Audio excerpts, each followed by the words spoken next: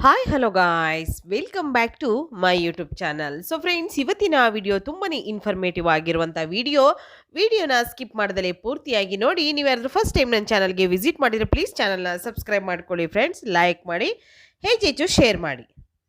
ಓಂ ನಮೋ ಭಗವತೆ ವಾಸುದೇವಾಯ ನಮಃ. ಆ ಅದೃಷ್ಟ ದೇವತೆಯನ್ನು ಆಹ್ವಾನಿಸುತ್ತಾ ಪೂರ್ಣ ನಂಬಿಕೆಯಿಂದ ಓಂ ಭಾಗ್ಯಲಕ್ಷ್ಮಿಯೇ ನಮಃ ಎಂದು ಬರೆಯಿರಿ. ನಿಮ್ಮ ಹಣೆ ಬರಹವನ್ನೇ ಬದಲಾಯಿಸುತ್ತದೆ.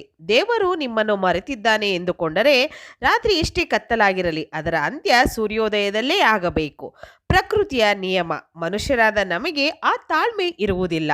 ನಿಮ್ಮ ಜೀವನದಲ್ಲಿ ಈಗ ನಡೆಯುತ್ತಿರುವುದನ್ನು ನೋಡಿದರೆ ನಿಮಗೆ ಅನಿಸಬಹುದು, ದೇವರು ನಮ್ಮನ್ನು ಮರೆತು ಬಿಟ್ಟಿದ್ದಾನೆ, ನನ್ನ ಕಷ್ಟಗಳು ಎಂದಿಗೂ ಮುಗಿಯುವುದಿಲ್ಲ, ನನ್ನ ಹಣೆ ಬರಹವೇ ಇಷ್ಟು ಎಂದು ನೀವು ಹತಾಶರಾಗಿ ಕೂತಿರಬಹುದು. ಆದರೆ ತಾಳಿ, ಪ್ರಕೃತಿ ಎಂದಿಗೂ ಮೌನವಾಗಿರುವುದಿಲ್ಲ. ಅದು ಸದಾ ನಿಮ್ಮ ಜೊತೆ ಮಾತನಾಡುತ್ತಲೇ ಇರುತ್ತದೆ.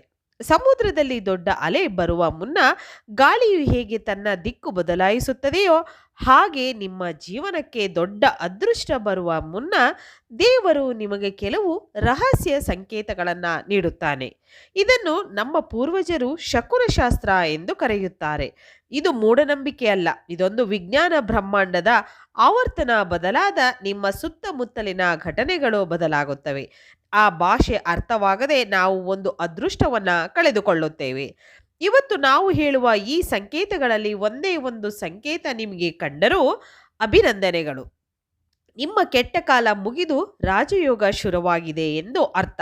ಸುಧಾಮನ ಪ್ರಮಾಣ ಮತ್ತು ಪ್ರಕೃತಿಯ ಸಂದೇಶ. ಈ ಸಂಕೇತಗಳು ಹೇಗೆ ಕೆಲಸ ಮಾಡುತ್ತವೆ ಎಂದು ಅರ್ಥ ಮಾಡಿಕೊಳ್ಳಲು ನಾವು ದ್ವಾಪರ ಯುಗಕ್ಕೆ ಹೋಗೋಣ. ಸುಧಾಮನ ಕತೆ ನಿಮಗೆ ಗೊತ್ತು. ಆದರೆ ಸುಧಾಮ ದ್ವಾರಕಕ್ಕೆ ಹೋಗುವಾಗ ದಾರಿಯಲ್ಲಿ ಏನಾಯಿತು ಎಂದು ನಿಮಗೆ ಗೊತ್ತಾ? ಸುಧಾಮ ತನ್ನ ಮನೆಯಲ್ಲಿ ಬಡತನ ಬೇಗೆಯಲ್ಲಿದ್ದ ಹೆಂಡತಿಯ ಒತ್ತಾಯಕ್ಕೆ ಮಣಿದು ಕೃಷ್ಣನನ್ನು ನೋಡಲು ದ್ವಾರಕೆಗೆ ಹೊರಟ. ಅವನು ಮನಸ್ಸಿನಲ್ಲಿ ಸಾವಿರ ಚಿಂತೆಗಳಿದ್ದವು.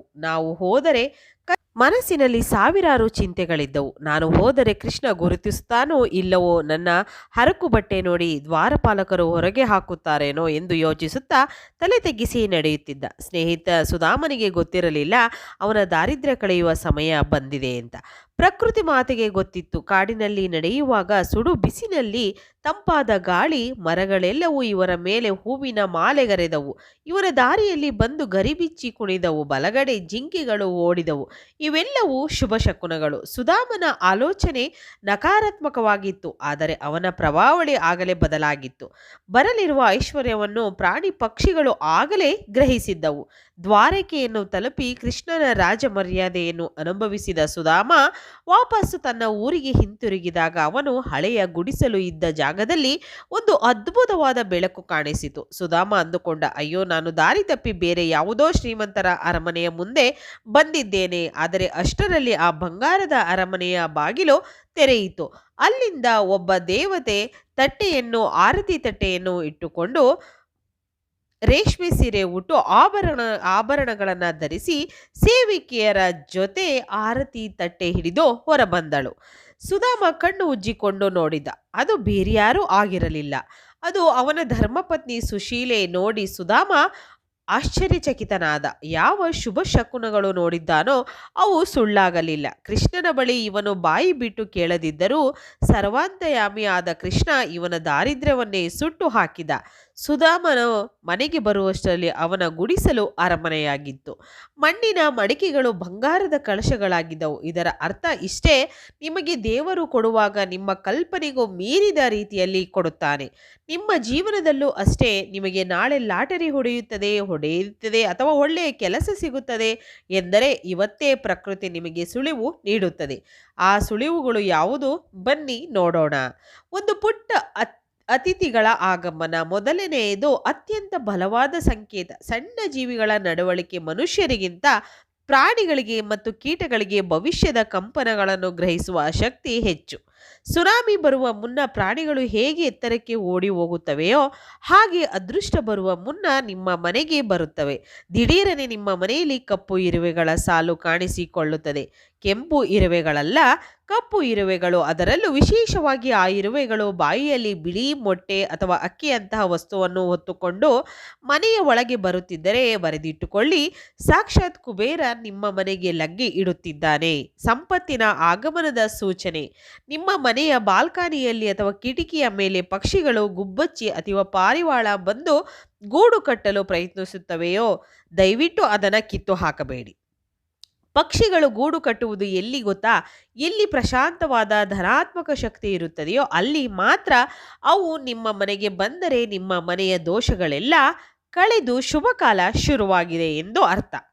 ಅನಿರೀಕ್ಷಿತ ನಷ್ಟ ಅಥವಾ ಒಡೆಯುವಿಕೆ, ಇದು ಎಲ್ಲರಿಗೂ ಆಶ್ಚರ್ಯ ತರುವ ಸಂಕೇತ. ಅನೇಕ ಬಾರಿ ಏನಾಗುತ್ತದೆ, ನಾವು ಯಾವುದೋ ಕೆಲಸಕ್ಕೆ ಹೊರಟಿರುತ್ತೇವೆ, ಕೈಯಲ್ಲಿದ್ದ ಹಾಲಿನ ಲೋಟ ಜಾರಿ ಬಿದ್ದು ಹೊಡೆದು ಹೋಗುತ್ತದೆ, ಅಥವಾ ಕನ್ನಡಿಯಲ್ಲಿದ್ದ ಹಣ ಕಳೆದು ಹೋಗುತ್ತದೆ. ಕೈಯಲ್ಲಿದ್ದ ಹಣ ಕಳೆದು ಆಗ ನಾವು ಏನಂತೀವಿ, ಅಯ್ಯೋ ಅಪಶಕುನವಾಯಿತು, ಇವತ್ತು ದಿನವೇ ಸರಿಯಿಲ್ಲ ಎಂದು ಕೊರಗುತ್ತೇವೆ. ಆದರೆ ಶಾಸ್ತ್ರ ಹೇಳುವುದು ಬೇರೆ.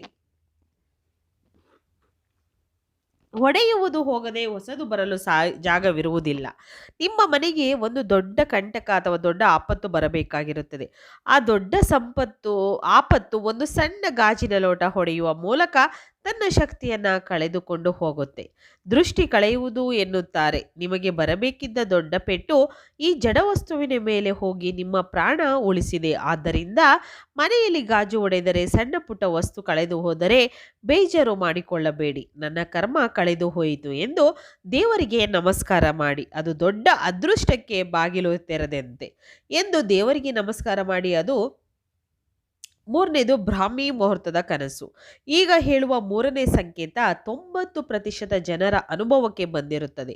ಆದರೆ ಅವರು ಬೆಳಿಗ್ಗೆ ಎದ್ದ ತಕ್ಷಣ ಅದನ್ನು ಮರೆತು ಬಿಡುತ್ತಾರೆ. ಆದರೆ ಯಾರಿಗೆ ಈ ಕನಸು ಬೆಳಗ್ಗೆ 4 ಗಂಟೆಯ ಸುಮಾರಿಗೆ ಬ್ರಾಹ್ಮಿ ಮುಹೂರ್ತದಲ್ಲಿ ಬೀಳುತ್ತದೆಯೋ ಅವರಿಗೆ ಮುಂದಿನ ಕೆಲವೇ ದಿನಗಳಲ್ಲಿ ಅದೃಷ್ಟ ಬರುವುದು ಖಚಿತ. ಅದೇನು ಗೊತ್ತಾ? ಅದೇ ಜಲದರ್ಶನ ಮತ್ತು ಆರೋಹಣ. ನಿಮ್ಮ ಕನಸಿನಲ್ಲಿ ನಿರ್ಮಲವಾದ ನೀರು ಹರಿಯುತ್ತಿರುವುದು ಕಂಡರೆ ಅಥವಾ ನೀವು ನದಿಯಲ್ಲಿ ಈಜುತ್ತಿರುವುದು ಕಂಡರೆ ಅದು ದುಡ್ಡಿನ ವಿನಃ ಬೇರೇನೂ ಅಲ್ಲ ಎಂದರೆ ಭಾವನೆ ಮತ್ತು ಸಂಪತ್ತು. ಹಾಗೆ ಕನಸಿನಲ್ಲಿ ನೀವು ಮೆಟ್ಟಿಲುಗಳನ್ನು ಹತ್ತುತ್ತಿದ್ದೀರಾ, ಪರ್ವತವನ್ನು ಹತ್ತುತ್ತಿದ್ದೀರಾ. ಇದರ ಅರ್ಥ ನಿಮ್ಮ ಕೆರಿಯರ್ನಲ್ಲಿ ನೀವು ಉನ್ನತ ಸ್ಥಾನದಲ್ಲಿ ಅಥವಾ ಉನ್ನತ ಮಟ್ಟಕ್ಕೆ ಏರುವ ಸಮಯ ಬಂದಿದೆ. ನಿಮ್ಮ ಪ್ರಮೋಷನ್ ಕಾದಿದೆ ಎಂದು ಅರ್ಥ. ವಿಶೇಷವಾಗಿ ಕನಸಿನಲ್ಲಿ ಹಾಲು, ಹಣ್ಣು, ದೇವರ ವಿಗ್ರಹ ಕಂಡು ಬಂದರೆ ಎದ್ದ ತಕ್ಷಣ ಯಾರಿಗೂ ಹೇಳಬೇಡಿ. ಇದನ್ನು ಮನಸ್ಸಿನಲ್ಲಿಯೇ ಇಟ್ಟುಕೊಂಡು ದೇವರಿಗೆ ನಮಸ್ಕರಿಸಿ ಕನಸನ್ನು ಬಾಯಿಬಿಟ್ಟು ಹೇಳಿದರೆ ಅದರ ಶಕ್ತಿ ಕುಂದುತ್ತದೆ. 4ನೇ ಸಂಕೇತ ಆ ಕಾರಣದಿಂದ ಸಂತೋಷ. ಕೆಲವೊಮ್ಮೆ ಬೆಳಗ್ಗೆ ಎದ್ದ ತಕ್ಷಣ ಯಾವುದೇ ಕಾರಣಕ್ಕೂ ಇಲ್ಲದೆ ನಮ್ಮ ಮನಸ್ಸು ತುಂಬ ಖುಷಿಯಾಗಿರುತ್ತದೆ. ಹಾಡಬೇಕು ಅನಿಸುತ್ತೆ, ಜೇಬಲ್ಲಿ ದುಡ್ಡಿಲ್ಲದಿದ್ದರೂ ರಾಜನಂತೆ ಫೀಲ್ ಆಗುತ್ತದೆ. ಯಾಕೆ ಹೀಗೆ ಎಂದರೆ, ಯಾಕೆ ನಿಮ್ಮ ಬುದ್ಧಿಗೆ ತಿಳಿಯದು ವಿಷಯ ನಿಮ್ಮ ಆತ್ಮಕ್ಕೆ ತಿಳಿದಿರುತ್ತದೆ. ನಿಮ್ಮ ಆತ್ಮಕ್ಕೆ ವೈರ್ಲೆಸ್ ಕನೆಕ್ಷನ್ ಇದೆ. ಮುಂದೆ ಬರಲಿರುವ ಸುಖವನ್ನು ಆತ್ಮ ಈಗಾಗಲೇ ಆಸ್ವಾದಿಸುತ್ತದೆ. ಈ ಫೀಲಿಂಗ್ ಬಂದರೆ ನಿಮ್ಮ ಕಷ್ಟದ ದಿನಗಳು ಮುಗಿಯುವುದು ಎಂದು ಅರ್ಥ. 5ನೇ ಸಂಕೇತ ಅನಿರೀಕ್ಷಿತ ಸಹಾಯ. ನೀವು ಅರ್ಜೆಂಟಾಗಿ ಹೋಗಬೇಕಾಗಿರುತ್ತದೆ. ಫುಲ್ ಟ್ರಾಫಿಕ್ನಲ್ಲಿ ಇರುತ್ತದೆ. ಆದರೆ ನೀವು ಹೋದ ತಕ್ಷಣ ಸಿಗ್ನಲ್ ಕ್ಲಿಯರ್ ಆಗುತ್ತೆ. ಯಾರು ಅಪರಿಚಿತರು ಬಂದು ಸಹಾಯ ಮಾಡುತ್ತಾರೆ. ಇದರ ಇಡೀ ಬ್ರಹ್ಮಾಂಡವೇ ನಿಮ್ಮ ಪರವಾಗಿ ಕೆಲಸ ಮಾಡುತ್ತದೆ. ನೀವು ಕೇವಲ ನಡೆಯುತ್ತಿದ್ದೀರಿ, ಆದರೆ ದಾರಿಯನ್ನು ಆ ದೇವರು ನಿಮಗೆ ಸುಗಮವಾಗಿ ಮಾಡಿಕೊಟ್ಟಿರುತ್ತಾನೆ. ಅದೃಷ್ಟವನ್ನು ಸ್ವೀಕರಿಸುವ ವಿಧಿ. ಈಗ ಅತ್ಯಂತ ಮುಖ್ಯವಾದಂತಹ ಭಾಗಕ್ಕೆ ಬರೋಣ. ಮೇಲೆ ಹೇಳಿದ ಯಾವುದೇ ಶುಭ ಸಂಕೇತಗಳು ನಿಮಗೆ ಕಂಡು ಬಂದರೆ ನೀವು ಸುಮ್ಮನೆ ಕೂರಬಾರದು. ಅದೃಷ್ಟವನ್ನು ನಿಮ್ಮದಾಗಿಸಿಕೊಳ್ಳಲು ನಮ್ಮ ಶಾಸ್ತ್ರಗಳಲ್ಲಿ ಒಂದು ವಿಶೇಷವಾದ ಸ್ವೀಕಾರ ವಿಧಿಯನ್ನು ಹೇಳಲಾಗಿದೆ. ಇದನ್ನು ಮಾಡದಿದ್ದರೆ ಬಂದ ಅದೃಷ್ಟ ಹಾಗೆ ಬಾಗಿಲಿಂದ ವಾಪಸ್ ಹೋಗುವ ಸಾಧ್ಯತೆ ಇರುತ್ತದೆ. ಏನು ಮಾಡಬೇಕು ಹಂತ ಹಂತವಾಗಿ ತಿಳಿಯೋಣ. ಮೊದಲನೆಯದು ಕೃತಜ್ಞತಾ ಭಾವ. ಯಾವಾಗ ನಿಮಗೆ ಅನಿರೀಕ್ಷಿತವಾಗಿ ಸಂಕೇತಗಳು ಕಾಣುತ್ತವೆಯೋ ಕಪ್ಪು ಇರುವೆಗಳು ಸಾಲಾಗಿ ಬರುವುದು, ಕನಸಿನಲ್ಲಿ ದೇವರು ಬರುವುದು. ಆ ತಕ್ಷಣವೇ ನೀವು ಎಲ್ಲಿದ್ದರೂ ಸರಿ ಒಂದು ಕ್ಷಣ ಕಣ್ಣು ಮುಚ್ಚಿ ಆಕಾಶದ ಕಡೆ ಮುಖ ಮಾಡಿ ನಿಮ್ಮ ಇಷ್ಟ ದೇವನನ್ನ ನೆನೆದು ಹೀಗೆ ಹೇಳಿ: ಏ ಭಗವಂತ, ನೀನು ಕಳುಹಿಸಿದ ಈ ಶುಭ ಸಂದೇಶವನ್ನು ನಾನು ಸ್ವೀಕರಿಸಿದ್ದೇನೆ. ನನ್ನ ಮನೆಗೆ ಬರಲಿರುವ ಒಳಿತನ್ನ ನಾನು ಸಂತೋಷವಾಗಿ ಸ್ವಾಗತಿಸುತ್ತೇನೆ. ನನ್ನ ಅರ್ಹತೆಯನ್ನು ಗುರುತಿಸಿದ್ದಕ್ಕೆ ಧನ್ಯವಾದಗಳು.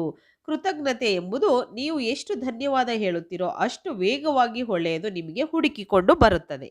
ಎರಡನೆಯದು ಭೂತಜ್ಞ. ಪ್ರಾಣಿಗಳಿಗೆ ಆಹಾರ. ಇದು ಅತ್ಯಂತ ಶಕ್ತಿಶಾಲಿ ಪರಿಹಾರ. ಸಂಕೇತ ಸಿಗಿ 24 ಗಂಟೆಯ ಒಳಗೆ ನೀವು ಪಂಚಭೂತಗಳಿಗೆ ತೃಪ್ತಿಪಡಿಸಬೇಕು. ಒಂದು ಹಿಡಿ ಅಕ್ಕಿ ಹಿಟ್ಟು, ಸಕ್ಕರೆಯನ್ನು ಬೆರೆಸಿ ನಿಮ್ಮ ಮನೆಯ ಒಳಗೆ ಇರುವೆಗಳಿಗೆ, ಪಕ್ಷಿಗಳಿಗೆ, ನೀವು ಪೂರ್ವಜರಿಗೆ ಮತ್ತು ದೇವರಿಗೆ ಈ ಒಂದು ತಲುಪುತ್ತದೆ. ಭೂತಯಜ್ಞ. ಸುಧಾಮನು ಕೂಡ ತನ್ನಲ್ಲಿದ್ದ ಕೊನೆಯ ಹಿಡಿ ಅವಲಕ್ಕಿಯನ್ನು ಕೃಷ್ಣನಿಗೆ ನೀಡಿದ್ದರಿಂದಲೇ ಅವನಿಗೆ ಅಷ್ಟೊಂದು ಸಂಪತ್ತು ಸಿಕ್ಕಿದ್ದು. ಅದರಲ್ಲೂ ಪಡೆಯುವ ರಹಸ್ಯವಿದೆ. ಮೂರನೆಯದು ದೀಪಾರಾಧನೆ. ಶುಭ ಶಕುನ ಕಂಡ ದಿನ ಸಂಜೆ ನಿಮ್ಮ ಮನೆಯ ದೇವರ ಕೋಣೆಯಲ್ಲಿ ತುಪ್ಪದ ದೀಪವನ್ನು ಹಚ್ಚಿ ಅದಕ್ಕೆ ಒಂದು ಏಲಕ್ಕಿಯನ್ನು ಹಾಕಿ. ಏಲಕ್ಕಿಯ ಸುಗಂಧವು ಲಕ್ಷ್ಮಿಯನ್ನು ಆಕರ್ಷಿಸುತ್ತದೆ. ದೀಪ ಹಚ್ಚಿ ನನ್ನ ಮನೆಯ ಕತ್ತಲು ಸರಿದು ಬೆಳಕು ಬಂದಿದೆ ಎಂದು ಸಂಕಲ್ಪ ಮಾಡಿ. ನಾಲ್ಕನೇದು ಮೌನ, ಗೌಪ್ಯತೆ. ಎಲ್ಲಕ್ಕಿಂತ ಮುಖ್ಯ, ನಿಮಗೆ ಈ ರೀತಿ ಕನಸು ಬಿದ್ದರೆ, ಒಳ್ಳೆಯ ಶಕುನ ಕಂಡರೆ ದಯವಿಟ್ಟು ಇದನ್ನು ಊರೆಲ್ಲ ಸಾರಬೇಡಿ. ಬೀಜವನ್ನು ಮಣ್ಣಿನೊಳಗೆ ಮುಚ್ಚಿಟ್ಟಿದ್ದರೆ ಮಾತ್ರ ಅದು ಮರ ಆಗುತ್ತದೆ, ಒಣಗಿ ಹೋಗುತ್ತದೆ. ಆಚೆ ಇಟ್ಟರೆ ಅದೃಷ್ಟ ಫಲ ನೀಡುವವರೆಗೆ ರಹಸ್ಯವಾಗಿಯೂ ಇರಬೇಕಾಗುತ್ತದೆ. ಬೀಳದಂತೆ ಕಾಪಾಡಿಕೊಳ್ಳಿ. ಹೀಗೆ ಮಾಡುವುದರಿಂದ ಧನಾತ್ಮಕ ಶಕ್ತಿ ನಿಮ್ಮ ಮನೆಯಲ್ಲಿ ಶಾಶ್ವತವಾಗಿ ನೆಲೆಸುತ್ತದೆ. ಸುಧಾಮ ಕೂಡ ಕೃಷ್ಣನ ಬಳಿ ಹೋಗುವಾಗ ನಾನು ಅವಲಕ್ಕಿಯನ್ನು ಸಂಕೋಚ ಪಡದೆ ನೀಡಿದ ಪ್ರಕೃತಿ ನಿಮಗೆ 1000 ಪಟ್ಟು ಹಿಂದಿರುಗಿಸುತ್ತದೆ. ನೆನಪಿಡಿ, ನಿಮ್ಮ ಜೀವನದಲ್ಲಿ ಚಮತ್ಕಾರಗಳು ನಡೆಯುವುದು ಬಾಕಿ ಇದೆ. ಇವತ್ತು ರಾತ್ರಿ ಮಲಗುವ ಮುನ್ನ ನನ್ನ ಒಳ್ಳೆಯ ಕಾಲ ಶುರುವಾಗಿದೆ ಎಂದು ಹೇಳಿ ಮಲಗಿದ್ದರೆ ಖಂಡಿತವಾಗಲೂ ಎಲ್ಲದೂ ಕೂಡ ಒಳ್ಳೆಯದೇ ಆಗುತ್ತದೆ. ವೀಕ್ಷಕರೇ, ಇವತ್ತಿನ ಈ ಮಾಹಿತಿ ಇಷ್ಟ ಆಗಿದ್ರೆ ಚಾನಲ್ನ ಸಬ್ಸ್ಕ್ರೈಬ್ ಮಾಡ್ಕೊಳ್ಳಿ, ಲೈಕ್ ಮಾಡಿ, ಹೆಚ್ಚೆಚ್ಚು ಶೇರ್ ಮಾಡಿ. ನಿಮ್ಗೆಲ್ಲರಿಗೂ ಧನ್ಯವಾದಗಳು.